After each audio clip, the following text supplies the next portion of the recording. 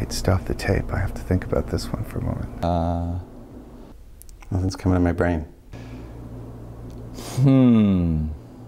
Gonna pass on that one. Nothing. No, I don't have any fondest memory of Ari. They're all memories. When he tried to sing the Hatikva, and he sang it very badly. The laughter that we've shared and oh, wow, ha. And Ari said, Michael, on page 53 in your first speech, can you just change that period to a comma?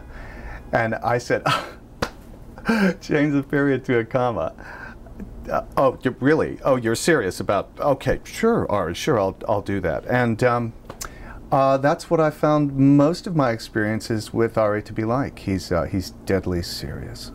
Sitting in his office being extremely busy and trying to get some work done, and him stopping all of the work because he got a call from one of his daughters. Don't do that one. Don't. The word that, or perhaps a comma, which were gold, and they would not be changed, even though I swear they didn't make sense.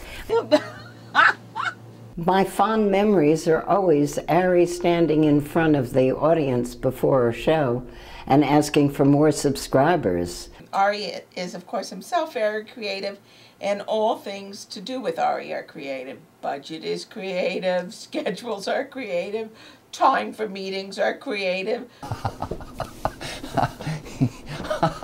How many times has Ari asked me for money? How many times has Ari asked me for money? What time is it? For a number of the plays I've directed here, he's always asked me to pay him.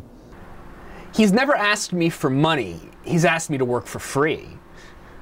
The last time he asked me for money, he cried very gently.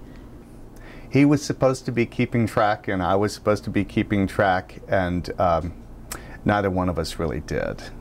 But I said no, and our relationship continued. I don't think, Ari doesn't actually ask me for money, he just denies my request for more money. Can't count that far.